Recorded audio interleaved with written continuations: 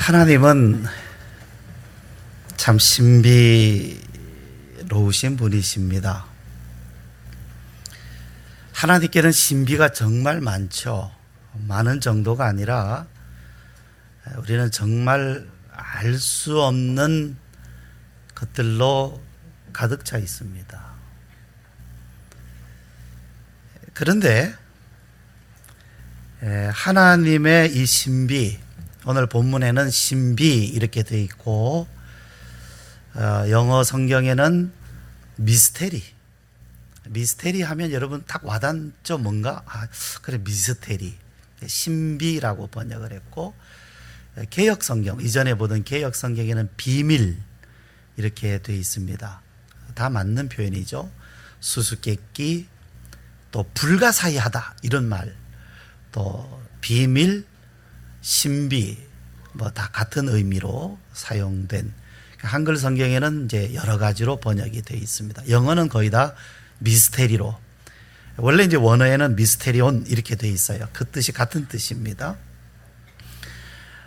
근데 하나님께는 이런 신비, 또 이런 비밀이 정말 많고, 우리가 하나님의 비밀을 안다는 것은 정말 뭐 어려운 것이 아니라 불가능한 것들이죠. 그래, 불가사의하다.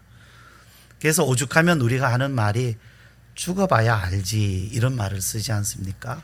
살아서는 알 수가 없으니까 그건 죽어봐야 알지, 이런 말을 우리가 씁니다. 그런데 오늘 말씀에 보면 하나님께 이런 비밀이 있는데, 그 비밀 중에서 하나님께서 우리들에게 알게 하시는 비밀이 있어요. 사람들이 알 수 있게 하신 비밀. 그러니까 하나님의 모든 비밀을 우리가 알 수는 없지만 하나님께서 우리들에게 보여주신 비밀, 믿는 사람들에게 알게 하시고 보여주신 비밀이 있는데, 그럼 마땅히 우리는 이것을 알아야 되는 거죠. 사도 바울은 이 고린도 교회에 편지를 쓰면서 너희가 이 비밀 있는데 이것을 너희가 알았으면 좋겠다. 너희가 모르기를 원치 않는다. 그러니까 알아야 될 것을 알아야 되겠다, 이렇게 말씀을 하고 있습니다. 그런데 하나님께서 우리에게 보여주신, 말하자면 공개하신 것, 알게 하신 것, 알게 하신 것인데 왜 비밀이라고 했을까요? 비밀이라고 하는 것은 모르게 감추는 것이잖아요. 감추는 것이 비밀인데, 그게 또 신비인데, 하나님께서 다 드러내 주신 것이고 공개해 주셨다면 누구나 알 수 있는 것 아닙니까? 그런데 문제는 어디에 문제가 있느냐 하면, 하나님은 우리에게 보여주셨는데 사람이 이것을 알지를 못하는 거예요. 사람이 이것을 깨닫지를 못하는 거예요. 이게 뭔지를 모르는 거죠. 우리가 안다, 특별히 이 신앙에 관해서 하나님의 비밀, 하나님의 신비에 관해서 안다라는, 나는 알아 라는 말을 정말 조심해야 됩니다. 내가 정말 아는지를 끊임없이 본인 스스로 돌아보지 않으면 안 돼요. 왜 그러냐면, 내가 안다 생각하고 말을 하는데 사실은 모르고 하는 말이 정말 많기 때문입니다. 실제 진짜 그것을 아는 사람이 봤을 때는 너무 엉터리인 거예요. 말하자면 우리 지휘자 또 반주자는 음악의 전문가들입니다. 이분들은 남들이 듣지 못하는 소리도 들어요. 음악의 그 미묘한 어떤 그런 차이까지도 이분들은 분별할 줄을 압니다. 그런데 저도요, 음악 못한다는 소리 듣지 않았거든요. 중고등학교 다닐 때 음악 점수도 잘 받았고 늘 합창단에 있었고 중창단을 했고 고3 때는 교회에서 솔리스트도 했어요. 그런데 저는 음악을 전공하지 않았습니다. 그런데 제가 음악을 다소간에 안다고 해서 이분들 앞에서 문자를 쓰면 어떻게 될까요? 창피당하는 겁니다. 뭐 예를 들어서 화성이 어떠니, 뭐는 뭐 그게 조표가 어떠니, 뭐 단조가 어떠니, 이런 얘기를 이분들 앞에서 하면 저는 다 아는 것처럼 말하지만은 이분들이 볼 때는 엉터리가 많은 거예요. 우리가 하나님 앞에서 나는 안다고 생각해서 배가 불러요. 나는 안다 해서 배가 부르단 말입니다. 배가 부르단 말입니다. 안다라고 생각해서. 그래서 나는 아는 줄 알고 있는데 사도 바울이 볼 때는 모르고 있는 거예요. 사도 바울은 진짜를 알고 있습니다. 그런데 고린도 교회 사람들은 사실은 모르고 있었어요. 그런데도 그들이 하는 말은 나는 안다라는 거죠. 그러니까 사도 바울이 들을 때 어떻게 했어요? 너무 안타깝죠. 자, 그 말씀이 25절 말씀입니다. 형제들아, 너희가 스스로 지혜 있다 하면서 뭐래요? 나는 안다 하면서 이 신비를 너희가 모르기를 원치 아니한다. 안다는 겁니까? 모른다는 겁니까? 모른다는 거예요. 자기들은 안다고 생각하는 거죠. 그러니까 여러분, 제가 오늘 제목을 하나님의 비밀, 우리가 알아야 할 비밀이라 하고 제가 설교를 하지만 제가 알까요? 모를까요? 제가 알까요? 모를까요? 제가 답을 해드릴게요. 아는데 모르겠습니다. 알겠는데 모르겠어요. 분명히 내가 아는 것이 있고 내가 모르는 것이 있어요. 이 한계를 분명하게 여러분에게 고백하고 설교를 하려고 시작을 합니다. 그러면 여러분에게도 제가 부탁드리는 것은 안다, 나는 알아라는 전제에서 출발하시면 안 된다는 얘기입니다. 나는 정말 아느냐라는 질문에서 출발해야 돼요. 나는 정말 알고 있는가? 사실은 여러분, 오늘 본문을 읽으면 압니다. 사실은 이거 어려운 말씀 하나도 아니에요. 아는 거예요. 근데 아느냐라는 거죠. 정말 아시느냐라는 겁니다. 그러면 말씀을 우리가 좀 더 살펴봅시다. 자, 첫 번째, 바울은 이 비밀을 알았어요. 그렇죠? 분명히 알았어요. 아니까 말할 수 있는 겁니다. 모르고서는 말할 수가 없어요. 여러분, 비밀을 모르는 사람이 이 비밀에 대해서 말할 수 없는 거예요. 이 비밀을 모른다면 고린도 교회 사람들이 이걸 아는지 모르는지도 모르는 거예요. 모르니까. 마치 뭐라 그랬어요? 성경에 보면 소경을 인도하는 것과 같은 거죠. 모른다면. 나도 모르면서 다른 사람이 아는지 모르는지 모르는 거예요. 내가 모르면. 내가 눈먼 시각장애인이죠. 소경이라면 나도 못 봐요. 그러니까 저 사람이 지금 뜬 사람인지 감은 사람인지 모릅니다. 눈을 뜨고 있는지 보는지 못 보는지 모르는 거예요. 그냥 내가 아는 것이 전부라고 생각하는 거죠. 굉장히 위험한 거죠. 내가 모르면서 안다는 것은 굉장히 위험합니다. 그런데 바울은 분명히 이 비밀을 알고 있어요. 바울이 알고 있는 이 비밀, 그리고 지금 여기 본문에서 말씀하는 이 비밀이 무엇인지 나는 알고 있느냐라는 거죠. 왜 이것이 중요하냐 하면 이스라엘은 이걸 몰랐어요. 이스라엘이 이걸 몰랐어요. 그래서 그들은 이것을 몰랐기 때문에 그들은 잘려나갔다는 얘기입니다. 잘려나간 이유가 여기 있어요. 이 비밀을 알아야, 이 비밀을 붙들고 이 비밀을 알아야 이것을 가지고 내 신앙을 삼고 이것을 가지고 하나님께 순종할 수 있을 터인데 모르는 거예요. 하나님의 뜻. 우리가 하나님의 뜻 말하잖아요. 하나님의 뜻대로 삽시다. 그런데 하나님의 뜻을 모르는 사람이 하나님께 순종할 수 있습니까? 다 자기 생각으로 순종하는 거예요. 하나님의 뜻을 모른다면 그냥 내 생각을 가지고 하나님께 맞추는 거예요. 내가 이렇게 하면 순종이고 이렇게 하면 불순종이 아니겠는가는 자기 생각을 가지고 순종을 찾는단 말입니다. 근데 하나님의 기준에서는 전혀 다른 거예요. 이스라엘이 그랬어요. 우리가 이렇게 하면 하나님께 순종하는 거다라고 해서 그들은 열심히 순종을 했어요. 그런데 그것이 철저하게 하나님께는 불순종하고 하나님을 거스리는 것이었다는 얘기입니다. 왜? 이 비밀을 몰랐기 때문에. 비밀을 모르니까 굉장히 위험해진 거예요. 컷오프라 그랬죠. 잘려나갔던 겁니다. 그런데 이 비밀을 누가 알았느냐 하면 이방인들이 알았어요. 그래서 이 이방인들이 하나님의 백성이 된 근거, 핵심, 이 비밀에 있어요. 그들이 이방인들이 어떻게 하나님 백성이 됐느냐, 이 비밀에 달려 있었다는 얘기입니다. 그러니까 이 비밀을 모르면 내가 잘려나갔는지 붙어있는지도 모르는 거예요. 모르는 거예요. 그리고 뭐라 그러겠어요? 죽어봐야 알지요. 집사님, 그거 죽어봐야 아는 거 아닙니까? 여러분 중에서도 죽어봐야 안다라는 말 하신 분 계시죠? 찔리죠, 지금. 찔려야 됩니다. 죽어봐야 안다라는 그 말을 했다는 자체가 이 비밀 모른다는 말이에요.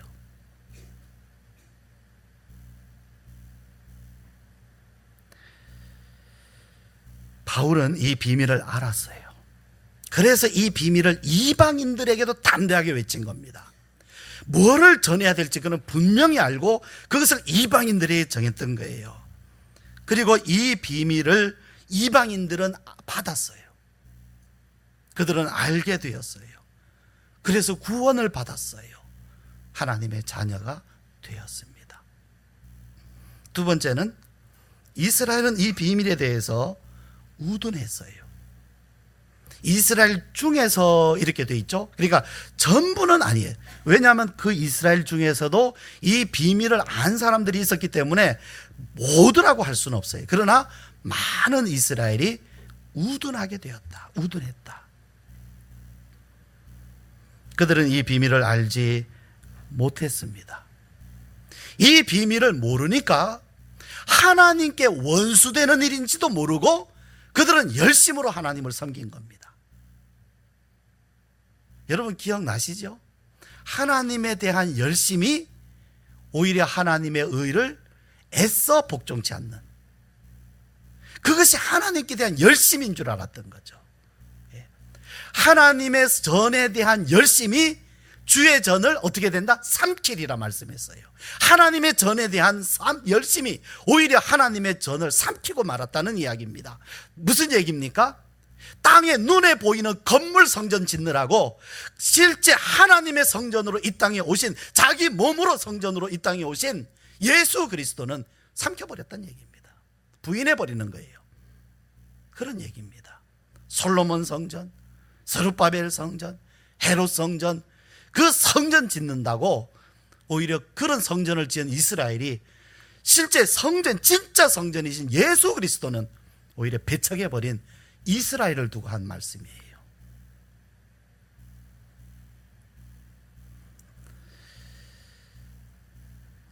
사람이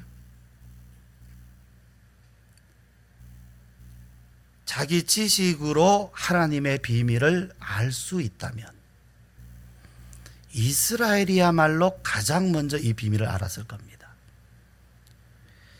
누구보다도 이스라엘이야말로 하나님의 비밀을 가장 먼저 알 수 있는 그런 사람들이에요. 사람이 자기 지식으로 이 비밀을 알게 된다면 말입니다. 알 수 있다면. 그런 반면 이방인들이야말로 언감생신이죠. 언감생신. 한번 따라해 보실까요? 언감, 생심. 감히 그렇게 생각할 수 없다, 이런 거죠. 이방인들이야말로 전혀 이 비밀을 안다는 것은 생각할 수도 없는 그런 일입니다. 제가 유머 한마디 좀 말씀드릴게요. 이거 그냥 유머예요. 한 번은 목사님들하고 군산에 여행을 간 적이 있습니다. 시차례에서. 근데 군산에 가면 유명한 횟집이 있어요. 아주 7층 건물인가 되는 그런 이제 횟집인데, 이제 여행 마치고 서울로 올라오기 전에 그 횟집에, 여러분도 아마 아실 거예요. 군산 큰 횟집에 들어가서 식사를 잘 하고 마지막 그 디저트를 먹는데 감을 내왔어요. 얼음에 얼린 감. 근데 이 감이 너무 너무 얼어가지고 먹을 수가 없었어요. 그래서 제가 한마디 했어요. 이것이야말로 언감생심입니다. 바로 이방인들이야말로 감히 꿈도 꿀지 못할 일 아닙니까? 이 비밀을 안다는 것. 뭐 성경을 잘 알기를 합니까? 하나님을 섬겨본 적이 있습니까? 하나님께로부터 택함을 받기를 했습니까? 그냥 이방인들이에요. 이방인들. 그런데 그들이 이 비밀을 알게 되었다. 그러니까 이방인들이 이 비밀을 알게 되었다는 게 비밀이죠. 어떻게 그렇게 됐느냐?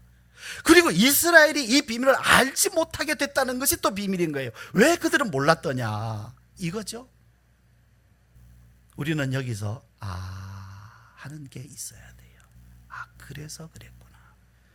세 번째는 이 비밀은 불순종하는 이방인들에게 알려졌어요. 자, 여러분, 우리가 이 오늘 성경 말씀을 잠깐 내려놓고 생각해 봅시다. 하나님이 이 비밀을 알려주신다면 순종하는 사람일까요? 불순종하는 사람일까요? 예? 우리가 아는 상식으로 순종하는 사람에게 보여주시겠어요? 불순종하는 사람에게 보여주시겠어요? 순종이죠. 근데 성경에는 반대로 말씀을 해요. 오늘 말씀 읽었어요, 우리가. 불순종하는 사람들에게 이것을 보여주셨다라는 거죠. 불순종하는 사람들에게. 예? 어떻게 그렇게 되었는가? 예?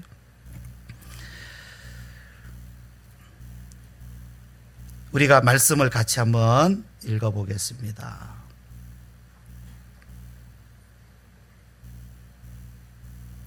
우리 먼저 30절 같이 읽죠. 시작.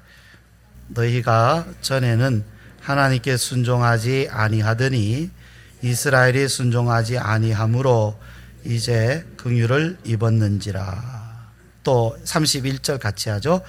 이와 같이 이 사람들이 순종하지 아니하니 이는 너희에게 베푸시는 긍휼로 이제 그들도 긍휼을 얻게 하려 하심이라. 자, 이제 핵심이 나옵니다. 32절 시작. 하나님이 모든 사람을 순종하지 아니하는 가운데 가두어 두심은 모든 사람에게 긍휼을 베풀려 하심이로다. 뭐라고요? 하나님께서 모든 사람을 순종하지 아니하는 가운데, 불순종 가운데 가두어 두시는 이유는 뭐를 베풀려 하십니다? 뭐를요? 긍휼을 베풀려 하십니다. 순종보다 더 중요한 게 뭐다? 하나님의 긍휼하심이다. 우리가 하나님의 은혜를 입는 것, 우리가 하나님의 자녀가 되는 것, 우리가 구원을 얻는 것, 이 모든 것의 핵심은 하나님의 긍휼을 입는 데 있다. 사람의 순종이든 불순종이든 거기에 달려있는 것이 아니라 하나님의 긍휼하심에 있다라는 말씀입니다. 하나님의 긍휼. 누가 이 긍휼을 입을 것이냐? 십자가에 달린 강도, 십자가에 달린 강도, 이 사람이 구원을 얻는 데에 아마 반대하는 사람이 있었을 거예요. 하나님 앞에서 난 죽어도 싫어요. 누굴까요? 십자가에 달린 강도가 구원을 받았잖아요. 오늘 나와 함께 낙원에 있으리라. 이 사람이 구원받는데 정말 싫은 사람이 있었을 거예요. 누굴까요? 강도당한 사람이죠. 이 사람한테 강도당한 사람은 정말 싫었을 거 아닙니까? 어떻게 저놈이 구원을 받습니까? 어떻게 저놈이 낙원에 갑니까? 안 됩니다 했을 거예요. 그런데 주님은 이 강도에게 약속하셨어요. 오늘 내가 나와 함께 낙원에 있으리라. 그러면 이 사람에게 무슨 행위가 있습니까? 근데 뭘로 구원을 받았습니까? 하나님의 긍휼하심. 그 하나님의 긍휼하심을 이 강도는 마지막 순간에 의지했어요. 주님 나라 임하실 때 저를 기억을 해주세요. 나는 안 됩니다.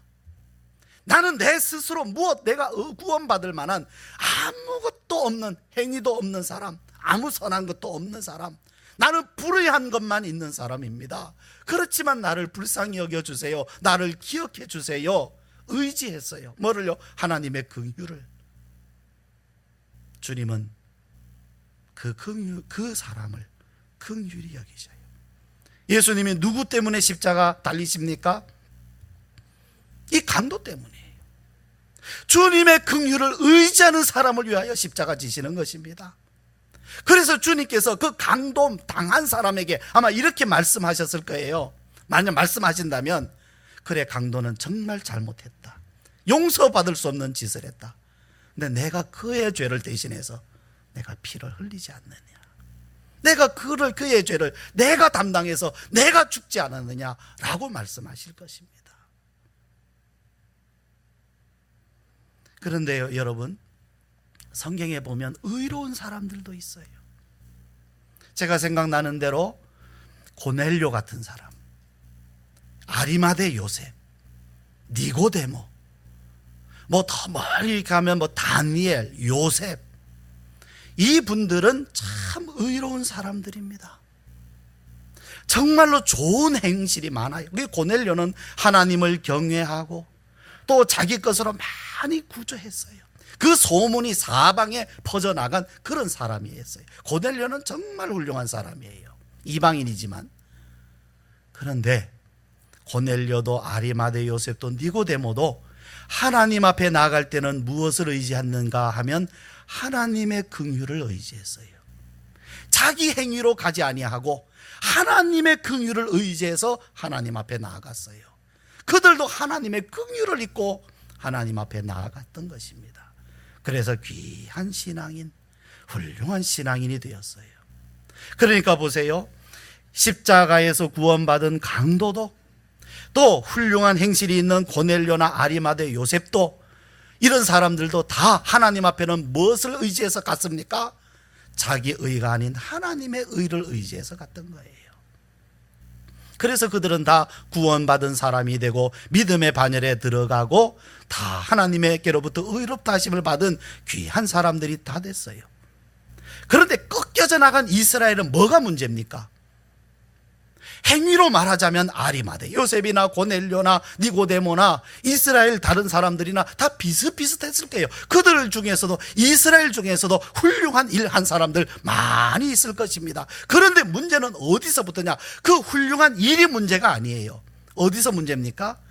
자기가 행한 것을 가지고 하나님 앞에 나아가려고 하는 것을, 자기가 행한 것을 의지해서 하나님 앞에 나아가려고 하는 사람들은 꺾여져 나가버렸던 것입니다. 자기가 행한 것을 의지하니까 뭐를 의지하지 않아요? 하나님의 긍휼을 의지하지 않아요. 그러니까 선한 행실이 있느냐 없느냐의 문제가 아니라 하나님의 긍휼을 믿느냐 믿지 않느냐의 문제입니다.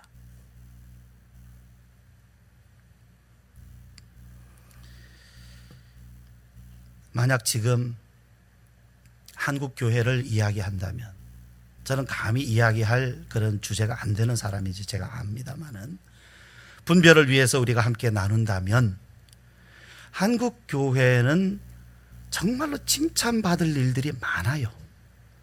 정말 훌륭한 일들이 많아요. 그 자체를 놓고 보면 선교사를 많이 파송한 것이나 열심히 교회를 섬기는 것이나 성경 공부한 것이나 다 귀한 것 아닙니까?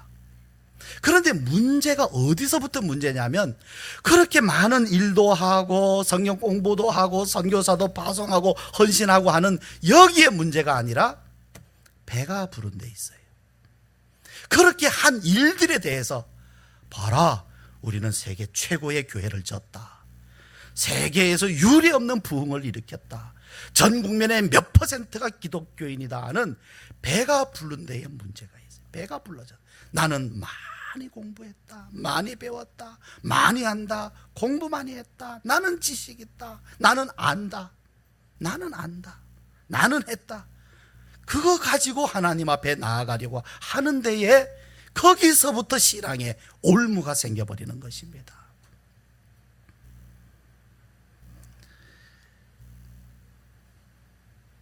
하나님의 긍휼을 의지하는 것. 이제 여러분, 제가 여러분에게 처음에 드렸던 질문, 저에게도 하는 질문입니다. 나는 하나님의 긍휼을 아는가? 하나님의 긍휼을 받고 있는가? 오늘 말씀을 보면 어렵지 않죠. 하나님의 비밀은 긍휼입니다. 다른 건 아니에요.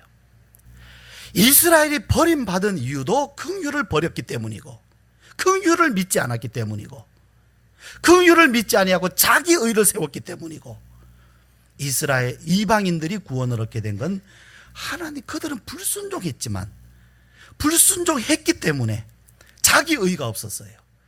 그래서 하나님의 긍휼을 의지할 수밖에 없었습니다. 그래서 그들은 하나님의 긍휼을 알았고 그 긍휼을 받아들였고 믿었어요. 그래서 구원을 얻었어요. 아무 행위가 없지만. 말씀을 이해하는 건 어렵지 않습니다. 그런데 이러한 그 이방인들이 믿어서 구원 얻은 그 하나님의 긍휼을 나는 아느냐라는 거죠. 하나님의 긍휼, 불쌍히 여기심, 나를 불쌍히 여기시는 것을 내가 아느냐라는 거죠. 내가 아느냐라는 거죠.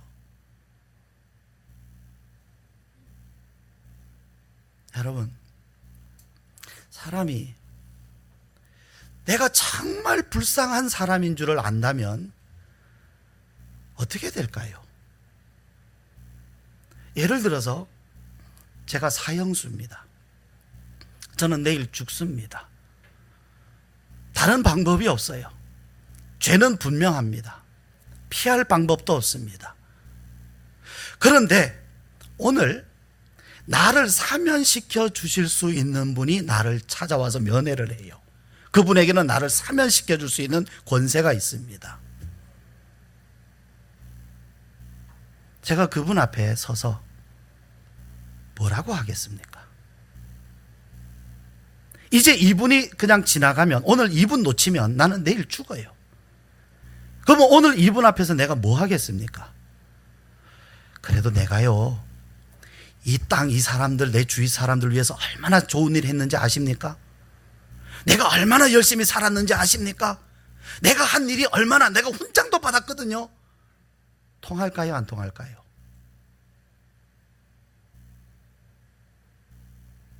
또는 그 앞에서 제가 그러려고 그랬던 게 아니거든요. 제가 정말 실수했거든요. 또는 제가 안 그랬어요. 이미 다 드러났는데. 제가 그런 거 아니거든요. 그거 정말 재판이 잘못돼서 그렇고 재판장이 잘못돼서 그렇고. 핑계가 될까요? 안 될까요? 내가 할 수 있는 건 딱 하나뿐이에요. 여러분 같으면 어떻게 하시겠어요? 자, 저를 한번 보세요. 그분 앞에서 저 좀 살려주실만 하시면 좀 살려주시지요. 안 되면 할 수 없고요. 그러겠어요? 그냥 저를 살려주실 수 있다면서요. 그럼 좀 살려주세요. 제가 꼭 부탁드리겠습니다. 그러겠어요? 나 좀 불쌍히 여겨주세요. 나 좀 살려주세요. 나 좀 살려주세요. 내가 정말 잘못했습니다. 나 좀 살려주세요. 나 살려주세요. 나는 내일 죽습니다. 나 좀 살려주세요. 내가 정말 잘못했습니다. 나 좀 살려주세요. 이게 자신이 불쌍한 줄 아는 사람입니다. 자기가 불쌍한 줄 아는 사람은 다른 말 할 수도 없어요. 내가 이런 것 했다, 저런 것 했다, 이런 사람이다, 저런 사람이다 할 말 없습니다. 나 불쌍히 여겨 주십시오. 여러분, 내가 하나님 앞에서 정말로 눈물 콧물 흘리면서 하나님 나 불쌍히 여겨주세요. 하나님 나 불쌍히 여겨주세요. 정말로 이런 시간을 하나님 앞에서 보내고 정말로 하나님께서 부어주시는 그 긍휼을 맛본 일이 없다고 하면 이 긍휼을 안다고 말할 수가 없어요. 내가 정말로 하나님 앞에서 얼마나 불쌍한 존재, 예수님이 나를 위해서 죽지 않으면 안 된다는 사실을 내가 뼈저리게, 내가 정말로 뼈를 갈아서 땅에다 묻는 한이 있더라도 그만큼의 그 하나님의 긍휼을 내가 맛본 일이 없다고 하면 하나님의 긍휼을, 그 긍휼이 어떤 긍휼이길래 그렇게 함부로 말할 수 있겠습니까? 그 긍휼이 어떤 긍휼이기에, 독생자 보내주시고 십자가 지시게 하신 그 긍휼이 어떤 긍휼이기에 함부로 하나님의 긍휼을 내가 안다고 말할 수 있겠느냐 말입니다. 난 모릅니다. 몰라요. 그런데 알아야 되겠어요. 알고 싶어요. 한국 교회가 최근에도 3건의 스캔들이 일어났잖아요. 사실 그 사람들이 이렇다 저렇다 말할 필요가 없는 거예요. 왜? 나 자신부터 봐야 되는 이유가 하나 있는데, 하나님의 긍휼을 아는 사람이 그럴 리가 없거든요.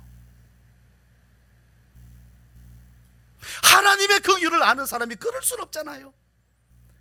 문제는 뭐냐 하면 하나님의 긍휼 없이도 다 됐기 때문에 그래요. 사역도 됐고 교회도 되고 부흥도 되고, 한 사람은 부흥 강사더라고요. 하나님의 긍휼 없이도 마음껏 말할 수 있고, 그것을 사람들은 좋아해서 아멘하고 따라다니고, 교회는 부흥하고, 하나님의 긍휼 없이도 그게 다 되어왔던 것입니다. 그러니까 하나님의 긍휼은 이제 필요 없는 거예요. 어디에서? 다라고 말씀은 못 드리겠지만 한국 교회에서요, 긍휼을 버린 거예요. 어디에 있어야 할 긍휼? 나에게 있어야 할 긍휼, 내가 알아야 할 긍휼 말입니다. 이 하나님의 긍휼 외에 우리가 구할 것이 뭐가 더 있어요? 더 중요한 게 뭐가 있습니까? 하나님의 긍휼 외에 우리가 더 중요하게 여길, 더 필요로 여길 것이 도대체 무엇이란 얘기입니까? 이걸 버리면 소금이 맛을 잃은 거예요. 하나님의 긍휼이 없다면 말 그대로 빛을 잃은 것이고 소금이 맛을 잃은 것입니다. 그런데요, 이 하나님의 긍휼이 우리의 귓가에 들려오질 않아요. 솔직히 하나님의 긍휼, 그래도 제가 예언하건대 오늘 이 설교 끝나면 반 이상은 이 말씀이 지나가 버릴 겁니다.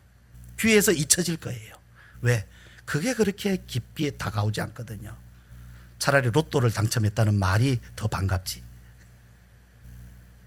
그렇잖아요. 그런데 하나님은요, 이겁니다.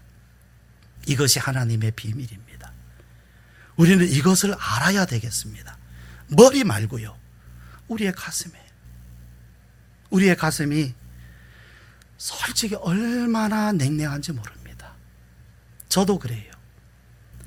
메마른 땅은 다른 데 있는 것이 아니라 여기 있어요. 이것이 메말라서 가물어지고 열매를 맺지 못한 지가 오래됐어요. 이미 싹도 내지 못하고 열매를 맺지 못한 지가 이미 오래됐어요. 여기서 메말라 있는데 어디에서 비옥한 곳을 찾을 수 있겠어요? 여기서 이미 메말랐는데, 여러분 어디에서 진짜 교회를 찾으시렵니까? 어디 가서? 여기서 메말랐는데. 문제는 여기에 있어요. 이제 우리 함께 기도합시다. 하나님 앞에 정직하게 기도합시다. 여러분 하나님의 긍휼을 아십니까? 그런데 알아야 되겠습니다. 이거 우리 기도 제목입니다. 함께 기도드리겠습니다.